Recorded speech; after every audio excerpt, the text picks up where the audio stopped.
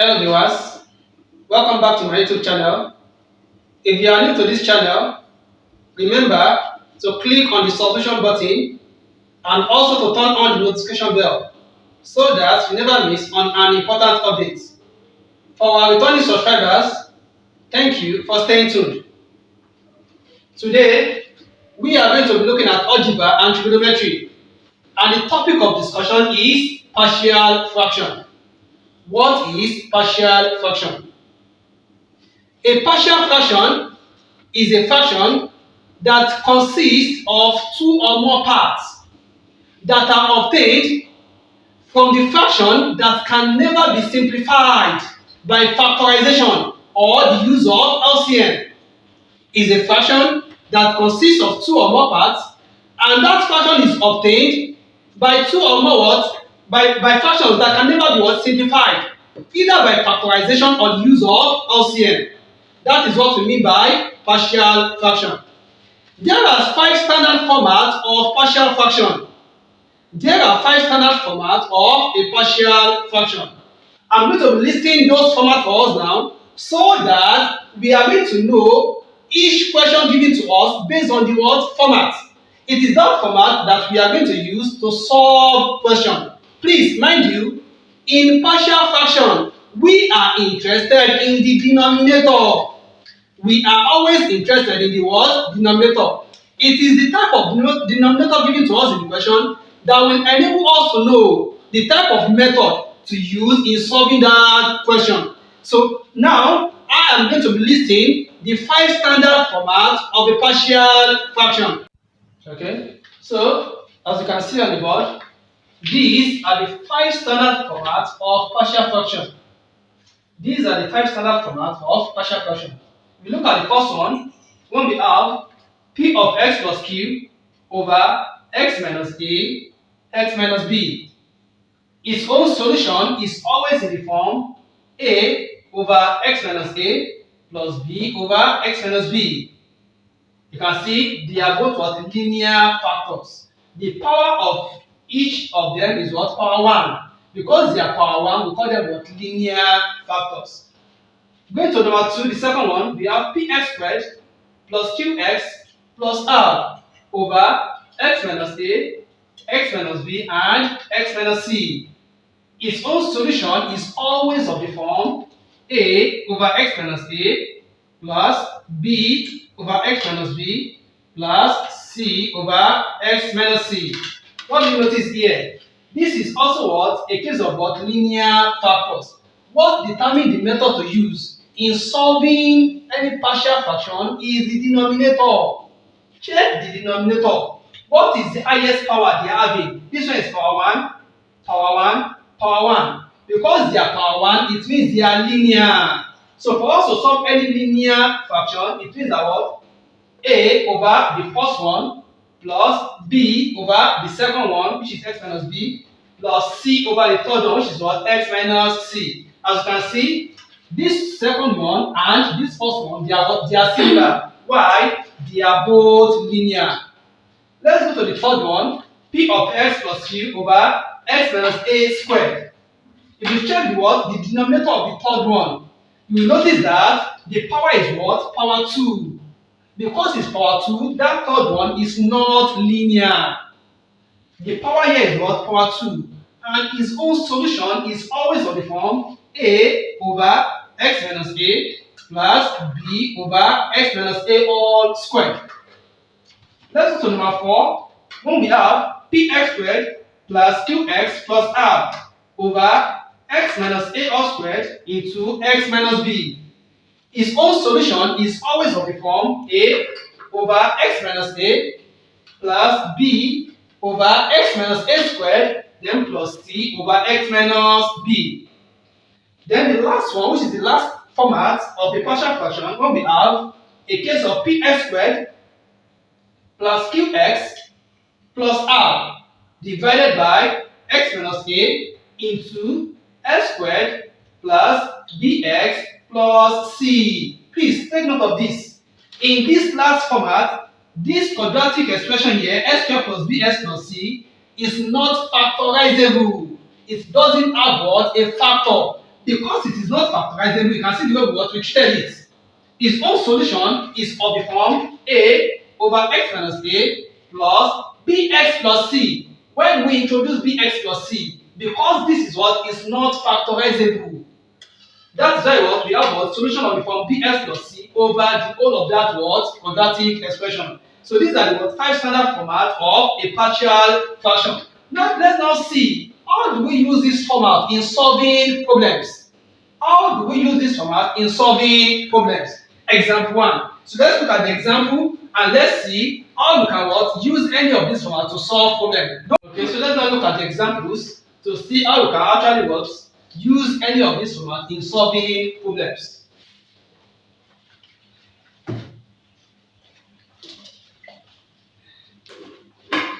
We want to see how we can use any of this format in solving what problems. One of the easiest topic in trigonometry and algebra is partial fraction.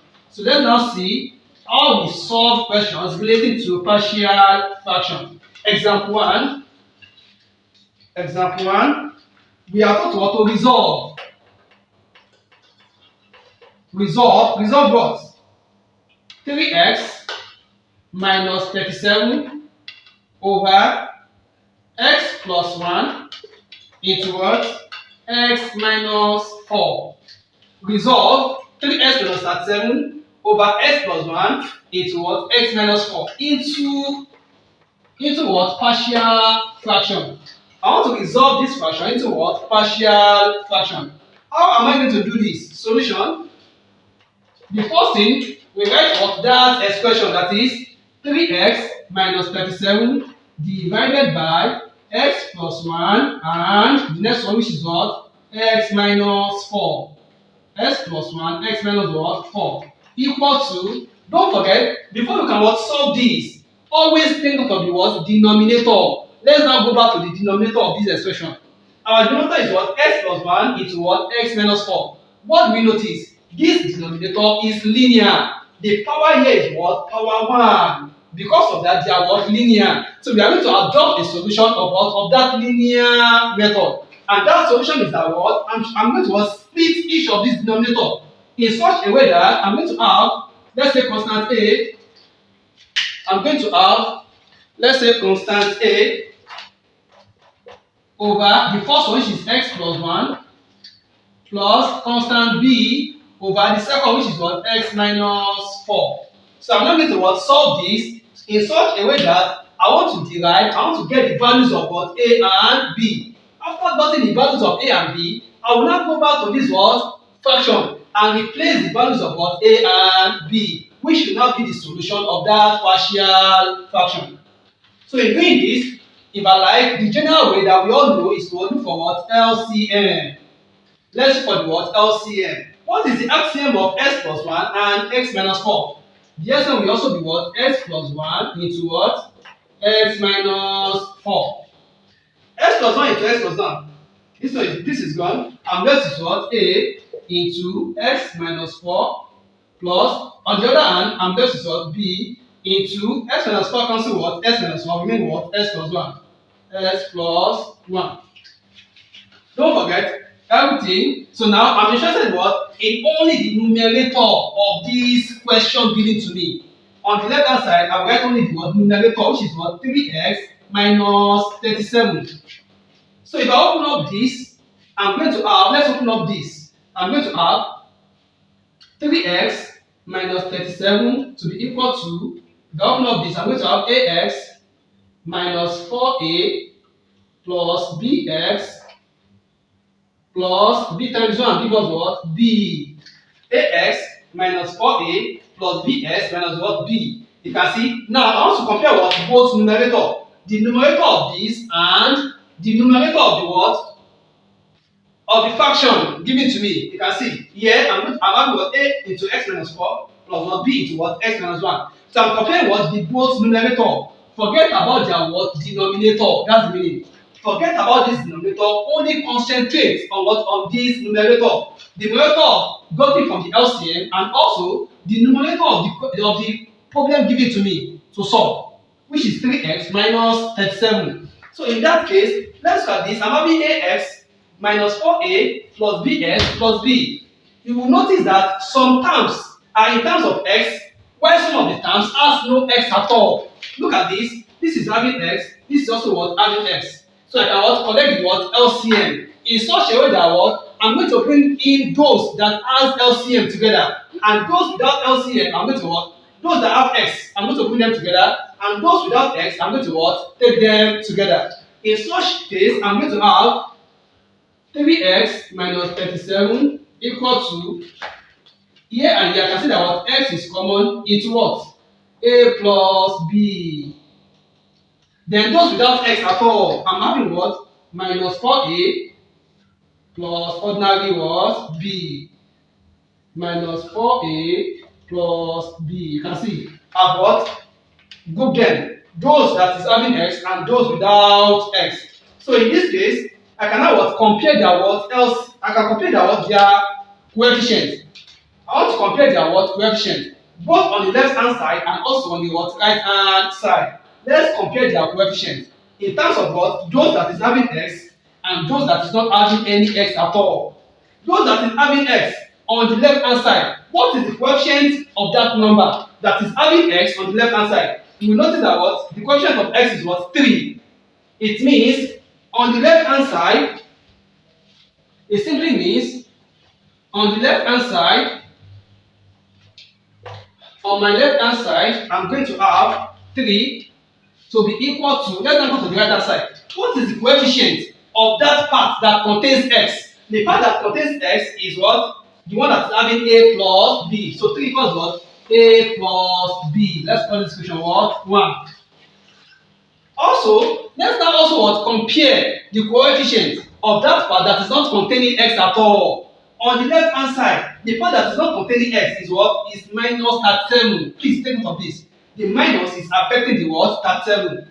Minus 37 equals, on the right hand side, that part that is not containing x at all, I'm having what? Minus 4a plus b. Minus 4a plus what? B. Let's call this equation what? 2. So we are now going to solve equation 1 and equation 2 simultaneously in order for us to get the values of what? A and B. In solving my simultaneous equation, don't forget, I can use what? Either substitution method or I can use what? Elimination method. So if I want to use elimination method, so it does not depend on me. Which one do I want to eliminate? Let me go for what? A. I want to eliminate A, or I should go for what? B. Since B is already having the same what? Coefficient, it's always easier to what? To eliminate what? B. They are having the same coefficient. The only thing you do is what? To change their sign.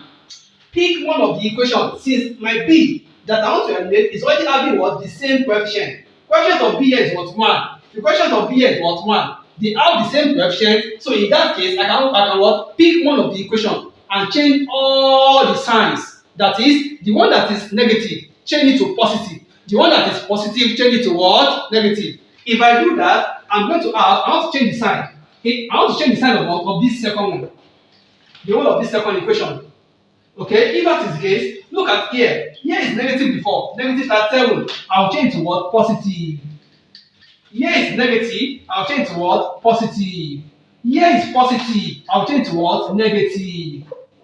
I'll change to what? To negative. So that I will notice that minus b and plus b, they are gone, they are cancelled.